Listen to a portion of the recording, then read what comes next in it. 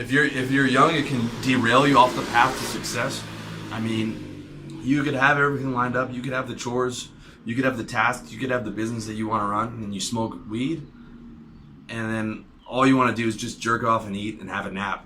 Okay, I know that's what I would do in university. That's what I would do.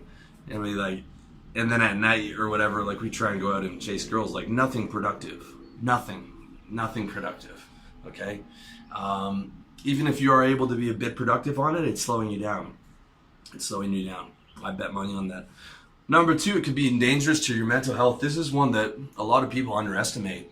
But again, by the end, I had auditory footsteps. So I'm walking home at night and I could hear footsteps behind me. Auditory hallucinations after smoking that much weed. All right. Again, I came across some uncomfortable lines where it was like, is this real? Am I really here? And, when you're sober or whatever and you're meditating, these are things you can contemplate and you're a strong mind. But when I was high, it was,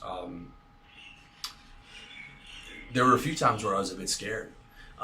Depression, weed for sure amplified. I mean, I was going through I didn't have a mission. I was going through a lot of things at that time, but weed definitely amplified that depressive state. Okay, smoking weed every day does not end up making you happier.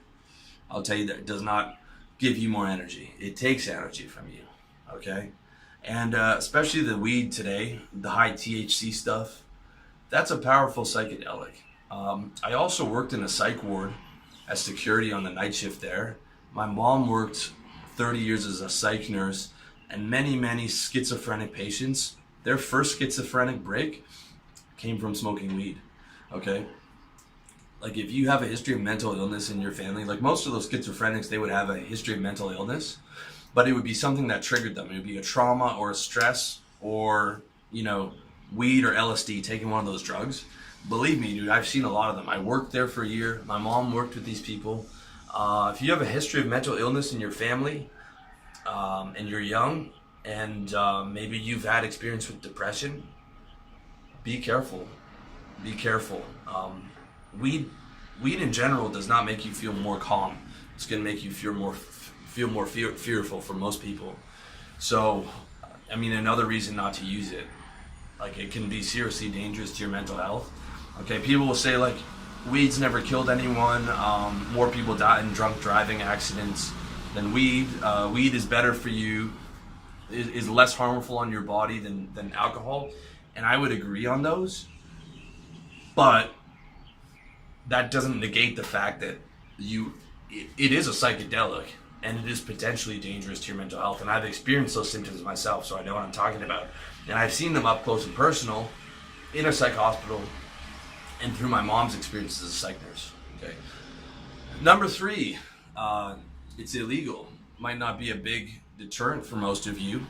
And in some states it's legal, but some states down south, if they pull you over with a bag of weed in your car, you're in fucking trouble. If you're caught with weed over here, you're in big trouble, dude. Big trouble. Especially if it's like a bag, like you buy in bulk for yourself, you got in the car or whatever, and you buy in bulk because you smoke so much during the month, and now you gotta explain that you're not a dealer, it's just your personal use. Not good. Okay. Some states you're good, but those southern states, I think it's a problem. And some countries, like Asia right now, Thailand, bad news. Philippines, they kill you for it. They kill you for having drugs. Middle East, you're fucked. Okay? So if you want to travel, right? If you want to travel, better not to have a habit that's illegal in the places that you're going to be going to. Okay? And a real punishment and a real put you in like real fucked up jails. Okay? The jails over here are, you look around and you see like a nice peaceful country, the jails are no joke over here. Horrendous. Okay? You don't want to go there. Number 4, you have to hide it.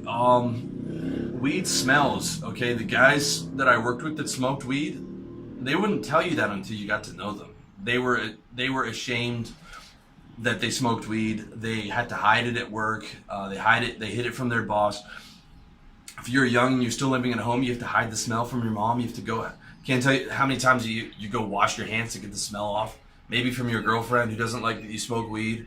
If you have a job, your coworkers, or even if you're an entrepreneur, you don't want your employees probably smelling you coming in reeking like weed.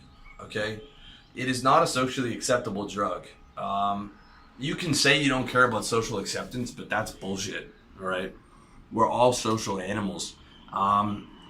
And if you come in smelling like weed to a business meeting or a client meeting, people are going to look down on you.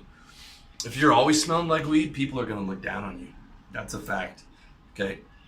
As opposed to alcohol, where if you're meeting clients for a business lunch, not only is drinking okay, it's probably encouraged. The same thing if you're meeting clients or potential clients on a Friday night, going out for a couple drinks, the alcohol will actually help you close the deal. All right. Now, look, I think it's better if you don't. I drink. I think it's better if you don't drink. If you're just high on life, I think that's ideal. But as far as between weed or alcohol goes, as a social habit, like the alcohol is much more socially acceptable. It can be useful in business scenarios. You don't really have to hide it unless you're like drinking at 9 o'clock in the morning. And the social acceptance, that's a real thing, man. That's a real thing. And I mean, you might think that, it's acceptable because you're a young guy and in your social circle, everyone smokes weed, but like, dude, if you smoke weed and put that up on Facebook, your employer is going to check that, right? Your clients are going to like look at your Facebook and stuff. Okay, and you can lose business, you can lose money because a lot of people don't think it's socially acceptable. Your parents are going to see that. So like when you have weed in your life, it's going to be a secret. Maybe not to everyone, but there's going to be people that you have to hide it from. And that just adds another layer of complication and washing your hands and all these things. Okay.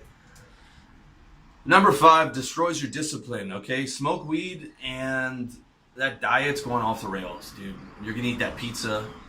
You're gonna eat the pizza. You're gonna eat the cookies. You're gonna eat all the ice cream, dude. I would smoke weed and we would just go to the store, me and my buddy. Like this is what we would do for like months, dude. This is what we did in our. This is how we spent our fucking, 20 years old.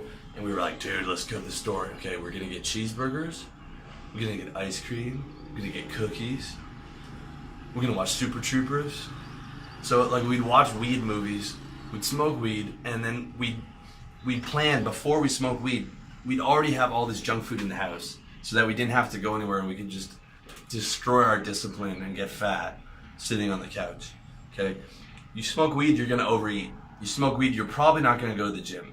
Probably not. Okay, you're probably gonna skip a few things on your task list. Probably gonna forget a few things on your task list too, because you're slower.